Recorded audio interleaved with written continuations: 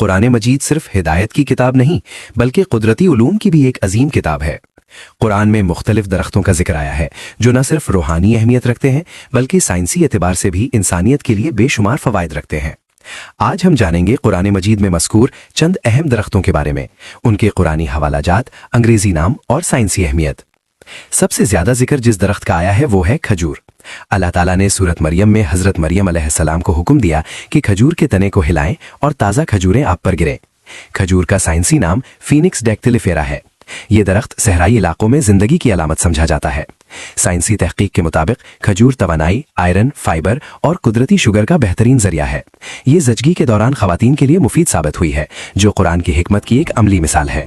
اللہ تعالیٰ نے انجیر کی قسم کھائی، والتین، یہ اس پھل کی عظمت کو ظاہر کرتا ہے۔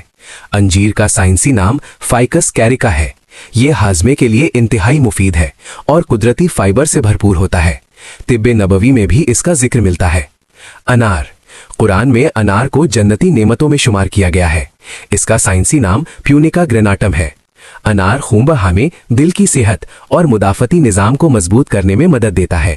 اسے سپر فوڈ بھی کہا جاتا ہے۔ زیتون کا درخت، اللہ تعالیٰ نے سورۃ التین میں فرمایا والتین والزیتون۔ زیتون کا درخت اولیا یوروپیا کہلاتا ہے۔ اسے مبارک درخت بھی کہا گیا ہے۔ زیتون کا تیل دل کی بیماریوں سے بچاؤ، دماغی صحت اور جلد کی حفاظت کے لیے بے حد مفید ہے۔ میڈیکل سائنس آج اس کے اینٹی آکسیڈنٹ فوائد کو تسلیم کر چکی ہے۔ یہ درخت امن، برکت اور روشنی کی علامت سمجھا جاتا ہے۔ سدر، بیری کا درخت، سورۃ النجم میں سدرۃ المنتہا کا ذکر آیا ہے۔ یہ جنت میں ایک عظیم درخت ہے۔ زمین پر پائے جانے والے سدر کا سائنسی نام زیزیفس سپائنا کرسٹی ہے۔ یہ درخت سخت موسمی حالات میں بھی زندہ رہتا ہے۔ اس کے پتے اور پھل دوا کے طور پر استعمال ہوتے ہیں۔ کیلا، سورۃ الواقعہ میں تلحن مندود کا ذکر ہے۔ بعض مفسرین کے مطابق اس سے مراد کیلا ہے۔ کیلے کا سائنسی نام موسا پیراڈیسیا کا ہے۔ یہ پوٹاشیم سے بھرپور ہوتا ہے اور دل اور پٹھوں کی صحت کے لیے فائدہ مند ہے۔ آئیں، درخت زقوم۔ قرآن میں جہنم کے درخت زقوم کا ذکر بھی آیا ہے۔ یہ عذاب کی علامت ہے۔